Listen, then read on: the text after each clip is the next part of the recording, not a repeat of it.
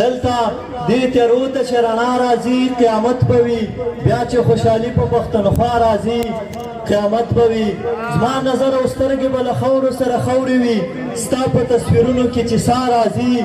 قیامت به وي او هغه چې شاعر یې له جنت سره تشبیه کړله بیا چې د کابل هغه ښکلا راځي قیامت به وي چې دا رڼا به نیزه کړله چې دا رڼا به د ترې غاړه کې څنګه ښکاري یعنې دا نور به د شپې غاړه کې څنګه ښکاري چې دا رڼا به د ترې غاړه کې څنګه ښکاري یعنې دا نور به د شپې غاړه کې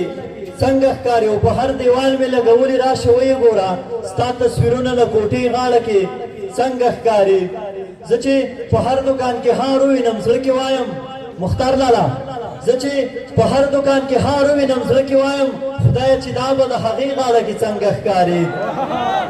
مننه زه چې په هر دکان کې هار ووینم زړه کې وایم خدایه چې دا به د هغې غاړه کې څنګه ښکاري هسې مثال چې ستا واده وي او ډولۍ دې وځي ستا لیونی به د کوڅې غاړه کې څنګه ښکاري مننه هسې مثال چې ستا واده وي او ډولۍ دې وځي ستا لیونی به د کوڅې غاړه کې څنګه ښکاري تصویر چې جوړ شي کله پته به یې هلته لګي تصویر چې جوړ شي کله پته به یې هلته لګي چې دغه جنګ د زمانې غاړه کې څنګه ښکاري او مور ته مې واخیسته جوړه دوکاندار هم حیران شو منیر بنیري صاحب مور ته مې واخیسته جوړه دوکاندار هم حیران شو ما ویل دا به د کعبې غاړه کې څنګه ښکاري مننه مور ته مې واخیسته جوړه دوکاندار هم حیران شو ما ویل دا به د کعبې غاړه کې څنګه ښکاري فضل کوچی ګوره ستا د غزلونو امیل د هغې دنګې پښتنې غاړه کې څنګه ښکاري صرف درې شعرونه وایم چې زما د مینې په خلل غږیږي عادلرمانه زما د مینې په خلل غږیږي یو څو کسان ستا په اوربل غږیږي هغه چې ما سره خبرې کوي ویم که ماته زما غزل غږیږي هغه چې ما سره خبرې کوي ویم که ماته زما غزل غږیږي او په ټلیفون وایي واده کې یمه اواز دې نه راځي تنبل غږیږي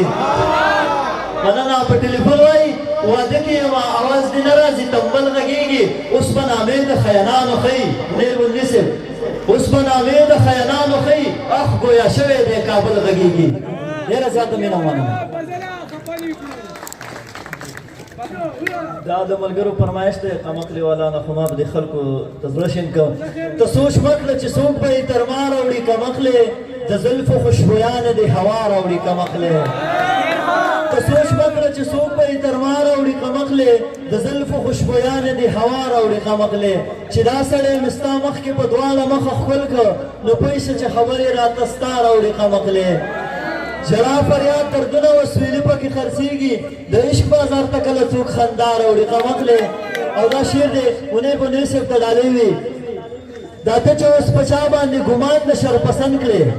دا ته چې اوس په چا باندې ګمان د شر پسند کړې وطن له به همدا سړی رڼا راوړي قمقلې ډېره زیاته مننه